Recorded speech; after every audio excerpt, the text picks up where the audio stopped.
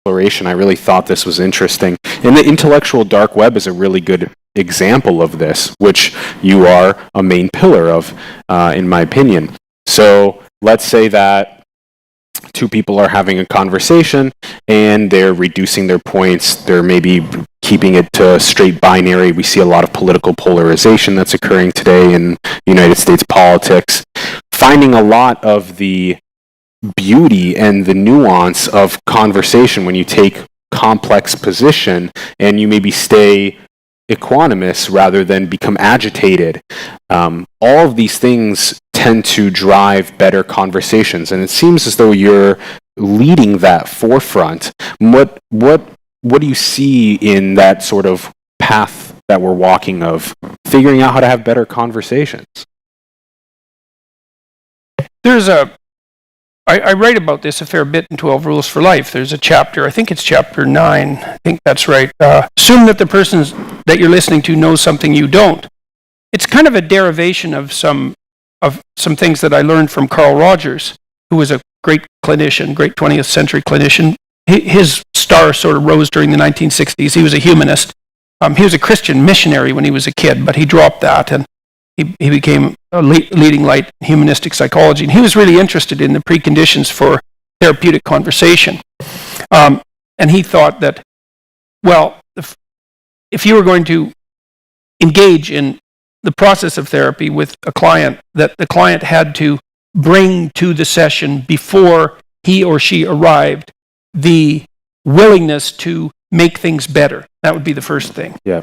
Right? So that, and I've done therapy that was court mandated. It's like, I wouldn't recommend that. That just doesn't work very well. Because you can't force someone to be better. They have to kind of come already thinking that there's a bunch of things they don't know and that their life could be better than it already is. And that's a good position to take when you're engaging in a conversation with someone. It's like, look, if you already know enough, more power to you, man. But if you're suffering more than you think is necessary, which is like highly probable, or more than you think is desirable, which basically means if you're suffering more than you think is desirable, that means that you're way more ignorant than you need to be. Right? That's what it means, because maybe you have an illness, you don't know how to cure it. Yeah. Maybe you're having a fight with someone, you don't know how to get out of it. Maybe you're failing at work and you don't know what to do about it. It's like you're ignorant, and no wonder, because people are ignorant. And so you might think, well, unless everything is just the way you want it to be, then you have something to learn.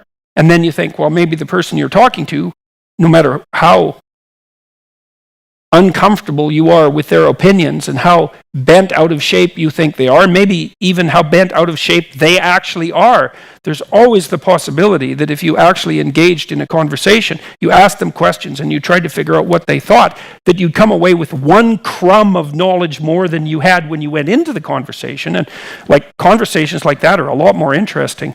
I found in my I've probably done 20,000 hours of clinical work, something like that. And so that's 20,000 hours of really, really, really, really serious conversations.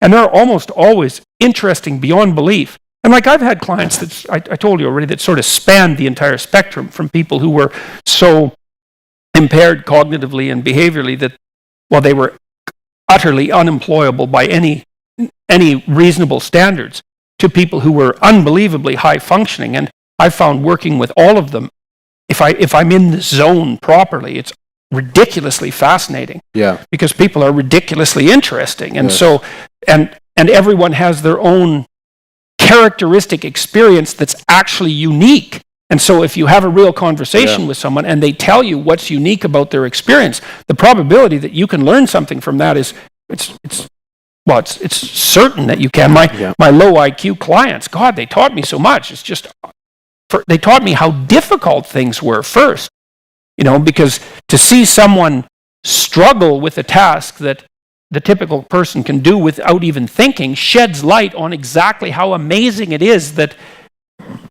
normal people can do that, and how hard it is when you're impaired to the point where those sorts of normal behaviors become impossible. It's so enlightening. It teaches you a lot about the world. And so I think part of the reason that YouTube is killing television is partly because it's technologically advantageous. I mean, make no mistake about it. There's nothing that TV can do that YouTube can't do. And there's a whole bunch of things that YouTube can do that TV can't. So it's obvious which one's going to win. But what's also interesting about it is that there seems to be a massive and relatively untapped market for actual conversation. And it's because conversation is between people of goodwill who are trying to tell the truth, who are trying to aim at making things better, is unbelievably valuable. I mean, at least in principle, that's what we're all doing here, right? I mean, even though, you guys aren't talking, that doesn't mean this isn't a conversation. It's, first of all, we're trying to pay attention to you at least enough to see if everyone is engaged in the conversation. If you're not engaged in it, then it would be completely pointless, right? And you involved them in your experiment. That was amazing. Well, one of the things I learned in my clinical practice is that if the conversation wasn't interesting, then I was doing it wrong. Yeah. That's right. It's just,